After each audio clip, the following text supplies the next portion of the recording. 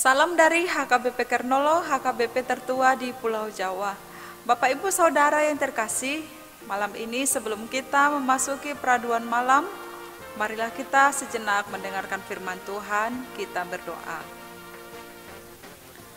Bapa di dalam sorga, kami bersyukur atas kebaikan-Mu, penyertaan-Mu dalam hidup kami. Sepanjang satu hari ini, kami merasakan kasih setia-Mu yang menyertai, menuntun kami dalam setiap aktivitas kami. Bapa di sorga, kami yakin dan percaya Engkau memberkati setiap pekerjaan kami. Biarlah kami boleh bersuka cita, menikmati hasil daripada pekerjaan kami, dan menjadi syukur dan kemuliaan bagi nama Tuhan. Bapa di sorga, malam ini kami mau mendengarkan firman-Mu. Berkati kami dan berikan kami hikmat pengetahuan agar kami dapat mengerti akan kehendak-Mu. Dalam nama Tuhan Yesus kami berdoa. Amin. Firman Tuhan yang menjadi renungan bagi kita pada malam ini sesuai bacaan malam dalam Almanak HKBP, yaitu dari 1 Korintus 13 ayat 1 hingga ayat 13. Dan ayat pembimbing renungan ayat 4, begini firman Tuhan. Kasih itu sabar, kasih itu murah hati, ia tidak cemburu, ia tidak memegahkan diri dan tidak sombong. Demikian firman Tuhan. Kasih sebagai karakter Kristiani. Sahabat renungan malam Shalom yang dikasihi Tuhan Yesus Kristus, di zaman media sosial sekarang ini, pada umumnya orang-orang sering atau gemar menggunakan media sosial seperti Instagram, Facebook, Twitter, TikTok, dan sebagainya. Tentunya kita sering membaca postingan yang mengatakan seperti ini. Kasih itu sabar, kasih itu murah hati, kasih itu tidak sombong. Istilah-istilah ini bukanlah istilah yang dibuat oleh para netizen untuk menyenangkan atau meneduhkan orang lain untuk hidup bersabar, hidup bermurah hati, dan tidak sombong hanya kepada pasangannya saja. Namun istilah ini diungkapkan oleh Rasul Paulus kepada jemaat di Korintus agar mereka saling mengasihi satu sama lain, bukan hanya kepada pasangan saja, namun kepada sesama mereka, kepada keluarga, teman, bahkan kepada musuh mereka sendiri, harus menunjukkan kasih. Kasih menjadi hal yang sangat penting bagi semua orang percaya. Jika kita membaca dalam nas ini 1 Korintus 13 ayat 1 hingga ayat 13, Paulus ingin menyatakan bahwa setiap karunia atau talenta yang kita miliki atau apapun yang kita miliki itu menjadi tidak berarti apa-apa kalau tidak didasari oleh kasih. Paulus memberikan suatu pengajaran yang sangat penting bagi kita menyangkut keberadaan kita sebagai milik Kristus, sehingga kita perlu untuk menjadikan kasih itu sebagai karakter Kristiani kita. Dalam nas ini Paulus menegur jemaat di Korintus yang menjadi sombong dan menganggap dirinya lebih karena mempunyai karunia rohani tertentu atau memiliki sesuatu yang patut dibanggakan dalam dirinya.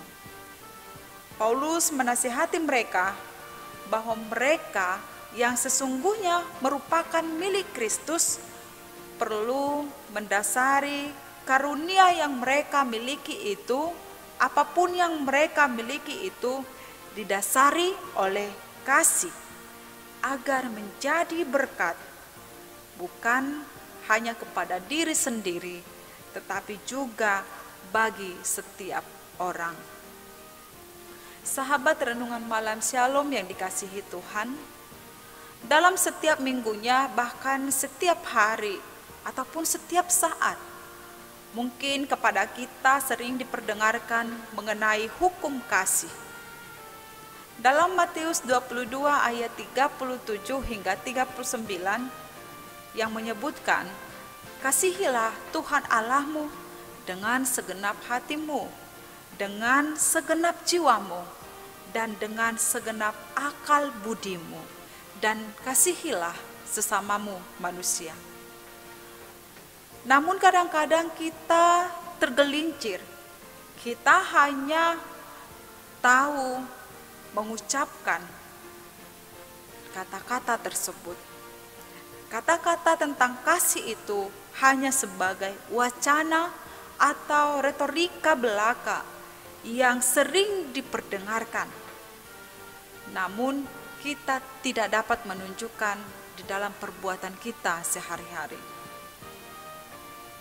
Kita menunjukkan kasih kepada Allah dengan setia beribadah ke gereja, setia mengikuti persekutuan doa, aktif melayani dan sebagainya. Namun di sisi lain, kita tetap menyimpan kebencian dan kemarahan, dendam terhadap orang lain. Kita lebih suka memendam kepahitan daripada melepaskan pengampunan. Atau kita tidak peduli dan merasa bodoh terhadap orang lain yang terhilang, enggan menyampaikan kabar baik, kabar sukacita kepada orang lain. Oleh sebab itu, firman ini mengajarkan kita supaya kita memiliki karakter Kristiani yang hidup dalam kasih. Yang pertama, kasih itu sabar. Artinya lambat untuk membalas atau menghukum mereka yang menyinggung perasaan kita. Kasih ini adalah sikap bagaimana kita memperlakukan orang lain dengan teguran lembut. Yang kedua, kasih itu murah hati, yaitu suka memberi, tidak pelit dan suka menolong, pengasih dan penyayang. Kemurahan hati adalah keinginan tulus, perbuatan yang tulus tanpa mengharapkan imbalan. Ketiga, kasih itu tidak cemburu.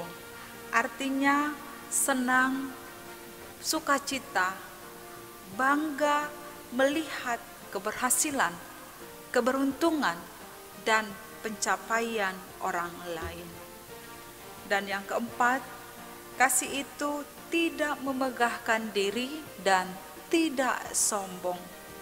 Artinya tidak meninggikan diri atas orang lain dengan segala pencapaian kita. Demikian kita dapat menunjukkan kasih dalam kehidupan kita terhadap sesama kita. Inilah yang perlu kita tunjukkan dalam kehidupan sehari-hari. Hidup ini tidaklah berguna tanpa kasih. Apa gunanya kita memiliki segala sesuatu, tetapi kita tidak memiliki kasih? Kasih itu adalah Allah sendiri. Sebab firman Tuhan mengatakan, aku adalah kasih. Allah adalah kasih. Oleh sebab itu, kita tidak dapat hidup tanpa Allah. Teladan kasih telah dibuktikan oleh Allah melalui pengorbanan anaknya Tuhan Yesus Kristus yang rela berkorban untuk kita. Marilah kita meneladani kasih Allah dan tidak mementingkan diri sendiri. Sebab dengan kasih Allah, maka kita mampu merasakan kebaikan Tuhan serta kita dimampukan untuk menyatakan kasih terhadap orang-orang di sekitar kita. Amin. Mari kita berdoa.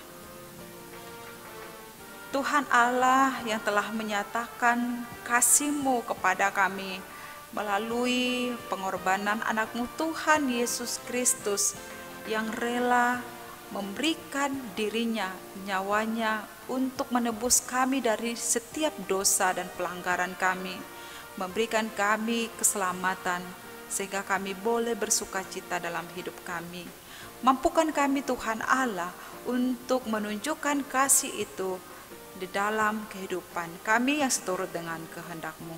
Malam ini Tuhan, kami mau beristirahat, membaringkan diri di tempat tidur, sertai jaga kami dan pulihkan kekuatan kami, dan bangunkan kami Tuhan di esok pagi agar kami boleh melanjutkan setiap aktivitas kami. Dalam nama Tuhan Yesus kami berdoa. Amin. Anugerah Tuhan Yesus Kristus, kasih setia Allah Bapa, dan persekutuan dengan Roh Kudus menyertai kita sekarang sampai selama-lamanya. Amin.